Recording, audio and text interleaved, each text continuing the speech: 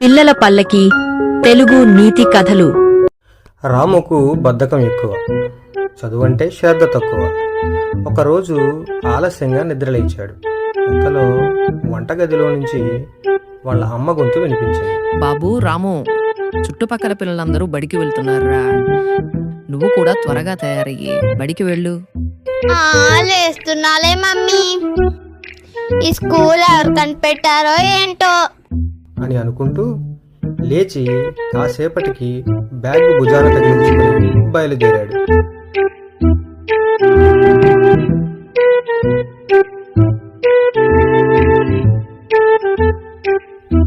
కొంత దూరం నడిచేసరికి దారిలో ఒక మామిడి తోట కనిపించింది.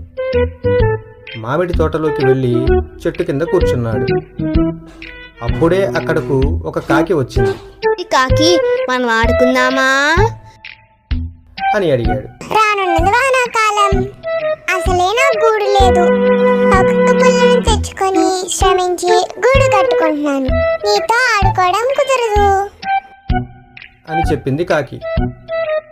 రాముకి ఏమీ అర్థం కాక అక్కడి నుండి వెళ్ళిపోయాడు.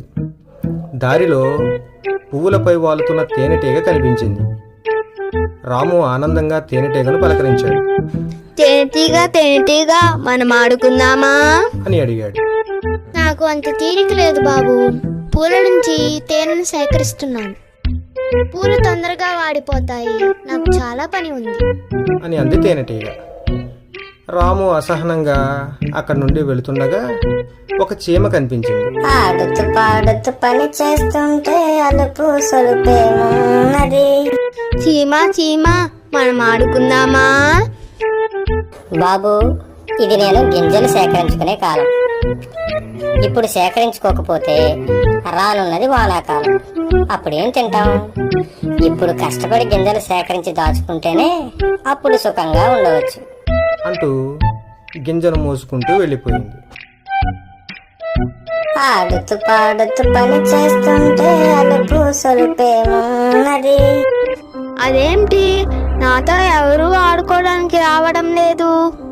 కాకి, తేనెటీగ, చీమ వాటి పనిలో ఉన్నాయి కదా. నాకు ఇప్పుడున్న పని బడికి వెళ్ళి చదువుకోవటమే కదా. నేను ఎందుకు బడికి వెళ్ళకుండా సమయం వృధా చేస్తున్నాను? నేను బడికి వెళ్ళి బాగా చదువుకుంటాను అని అనుకున్నాడు. వెంటనే బయలుదేరి స్కూల్కి వెళ్ళి క్లాసులు విని ఆనందంగా ఇంటికి వచ్చాడు. మనం అనవసరంగా కాలాన్ని వృధా చేయకూడదని రాము తెలుసుకున్నాడు.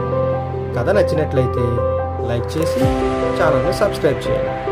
ఇలాంటి మరిన్ని మంచి కథలు మీకోసం ప్రతిరోజు వస్తూనే ఉంటాయి.